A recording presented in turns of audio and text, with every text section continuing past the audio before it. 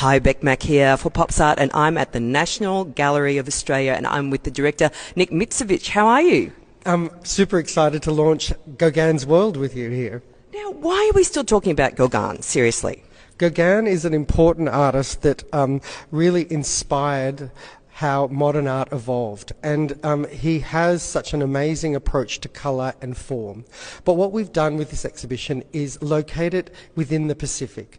And we're also elevating the voice of Pacific voices to ensure that we tell a contemporary story about art in the Pacific and culture in the Pacific, because Gauguin is the opportunity to open the discussion and widen our exposure to Pacific artists, to artists from French Polynesia, and to celebrate a historical figure that has a complex relationship with the modern world we're in right now. But that shouldn't preclude us having a discussion about the past. What the past does is open up the opportunity to talk about the culture that we're in now, the world we're in now, and elevate the voices of artists that are making art in French Polynesia today.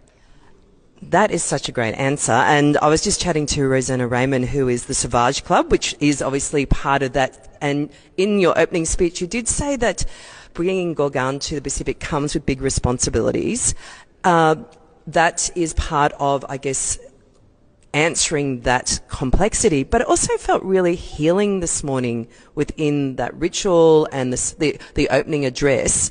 Is that potential, like the magic power of art to bring healing, conversation and possibility? Is that sort of what this has the possibility to do?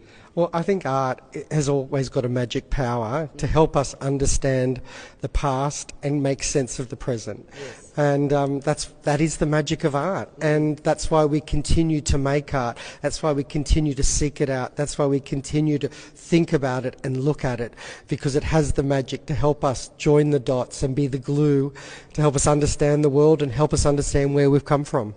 Now, what sets apart Gauguin from the rest of that, cool crews hanging out with in Paris back in that really hot time in art history? What makes him, someone else that we really need to consider in this canon of contemporary modern his art?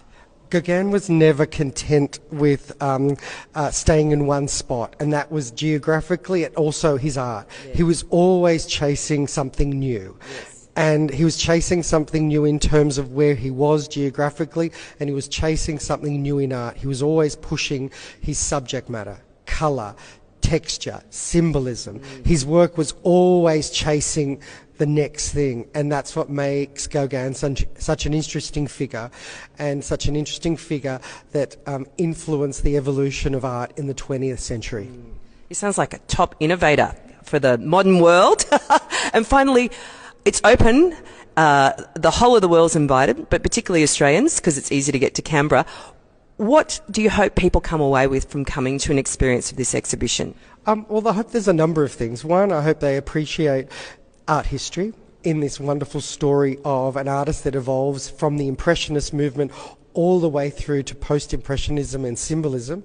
I hope they understand that he's an itinerant worker that was fascinated by the world. Yeah. I hope they understand that French Polynesian culture is important, and artists in French Polynesia have important things to say about the world we're in right now. Yeah. And I hope ultimately they understand the place that we are at in the world, and the position of art and culture to inspire us all.